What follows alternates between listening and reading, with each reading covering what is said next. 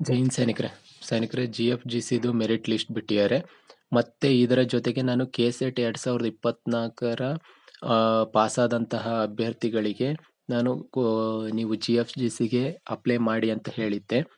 ಅದು ಮಾಡಿದ್ದಂಥವರಿಗೆ ಯಾವುದೇ ರೀತಿಯಾಗಿರ್ತಕ್ಕಂಥ ಸಮಸ್ಯೆ ಇಲ್ಲ, ಏನು ಪ್ರಾಬ್ಲಮ್ಮು ಏನು ಇಲ್ಲ. ಯಾಕೆ ಅಂತ ಹೇಳ್ಬಿಟ್ಟು ಸಂಪೂರ್ಣವಾಗಿ ಈಗ KSET ಸರ್ಟಿಫಿಕೇಟ್ ಏನು ತಗೊಂಡಿದ್ದಾರೆ ಅವ್ರದನ್ನ ಸರ್ಟಿಫಿಕೇಟ್ನ ಒಂದು ತುಣುಕನ್ನ ಇಟ್ಕೊಂಡು ನಾನು ನಿಮಗೆ ವಿವರಿಸ್ತಾ ಹೋಗ್ತೇನೆ. ಸಂಪೂರ್ಣವಾಗಿ ನೋಡಿ, ನಿಮಗೆ ಯಾಕೆ ಅಂತ ಹೇಳಿ ಅರ್ಥ ಆಗುತ್ತೆ.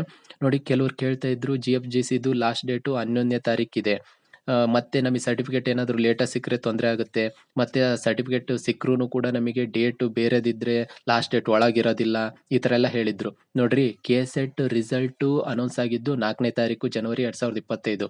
ಅದೇ ಡೇಟನ್ನ ಸರ್ಟಿಫಿಕೇಟಲ್ಲೂ ಕೂಡ ಇದೆ. ಅಂದರೆ ನಿಮಗೆ GFGC ಲಾಸ್ಟ್ ಡೇಟ್ ಇರೋದು 11ನೇ ತಾರೀಕು, ಇವ್ರು ಕೊಟ್ಟಿರೋದು ಜನವರಿ 4, 2025. ಅಂದರೆ ನಿಮಗೆ ಲಾಸ್ಟ್ ಡೇಟ್ ಒಳಗೇನೆ ಸರ್ಟಿಫಿಕೇಟ್ ಸಿಕ್ಕಂಗೆ ಆಯ್ತಲ್ವಾ. ಕೆಲವರು ಕಾಮೆಂಟ್ ಹಾಕಿದ್ರು, ಇವರು ಅತಿ ಬುದ್ಧಿವಂತರು ಅನ್ಸುತ್ತೆ, ಇವ್ರಿಗೆ ಹೆಚ್ಚು ಕಮ್ಮಿ ಆದ್ರೆ ಇವ್ರ ಮೇಲೆ ಕೇಸ್ ಹಾಕಿ ಹಾಗೆ ಹೀಗೆ ಅಂತ. ನೋಡ್ರಿ, ಯಾರಿಗೋಸ್ಕರನೂ ನಾನು ತಲೆ ಕೆಡಿಸ್ಕೊಳೋದಿಲ್ಲ. 4 ಜನಕ್ಕೆ ಒಳ್ಳೇದಾಗ್ಲಿ, ಏನಾದರೂ ಅನುಕೂಲ ಆಗಲಿ ಅನ್ನುವಂಥ ಕಾರಣದಿಂದ ಮಾತ್ರ ಮಾಡ್ತೀನಿ. ಇದರಿಂದ ನನಗೆ ಏನು ಅನುಕೂಲ ಆಗುವಂಥದ್ದು ಇಲ್ಲ. ಯಾಕೆಂತಂದ್ರೆ ಯಾವುದೇ ರೀತಿಯಾಗಿರ್ತಕ್ಕಂಥ ಏನೇ ಒಂದು ಸಣ್ಣ ಪುಟ್ಟ ಅಮೌಂಟ್ ಬರಬೇಕು ಅಂತಂದ್ರೂ 1000 ಸಬ್ಸ್ಕ್ರೈಬರ್ ಆಗಿರ್ಬೇಕು, ವಾಚಿಂಗ್ ಅವರ್ ಕಂಪ್ಲೀಟ್ ಆಗಿರ್ಬೇಕು, 4000 ಈ ಥರ ಎಲ್ಲ ಆಗಿರ್ಬೇಕು. ಆದರೆ ನಂದು ಯಾವುದೂ ಆಗಿಲ್ಲ.